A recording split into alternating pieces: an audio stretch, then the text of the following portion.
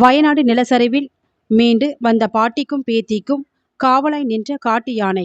களிமண் சிலையில் சம்பவத்தை தத்ரூபமாக வடிவமைத்த கலைஞர். கேரள மாநிலம் வயநாட்டில் அண்மையில் ஏற்பட்ட நிலச்சரிவு அனைத்து மக்களின் மனதையும் அதிர்ச்சியில் ஆழ்த்தியது. 300க்கும் மேற்பட்டோர் நிலச்சரிவில் உயிரிழந்த நிலையில் அந்த நிலச்சரிவிலிருந்து மீண்டும் வந்த ஒரு மூதாட்டி மற்றும் ஒரு சிறுமி இருவரும் வனப்பகுதியில் தஞ்சமடைந்தனர். அப்பொழுது அவ்வனப்பகுதியில் வந்த காட்டு யானை தங்கள் அருகில் வந்ததாகவும், அப்போது நாங்களே பெரிய துயரத்திலிருந்து தப்பி வந்திருக்கிறோம், எங்களை ஒன்றும் செய்யாதே என்று யானையிடம் கூறியதாகவும், அந்த காட்டு யானை இருவரையும் ஒன்றும் செய்யாமல் தங்களுக்கு காவலாக இருந்ததாகவும், மறுநாள் மீட்பு துறையினர் வரும் வரை தங்கள் அருகிலேயே பாதுகாப்பாய் நின்று பின்னர் அங்கிருந்து சென்றதாக மூதாட்டி தெரிவித்திருந்தார்.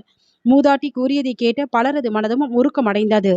இந்நிலையில் அந்த சம்பவத்தை கோவை குனியமுத்தூர் பகுதியை சேர்ந்த தங்க நகை வடிவமைப்பாளர் UMT ராஜா களிமண்ணால் தத்ரூபமாக வடிவமைத்துள்ளார்.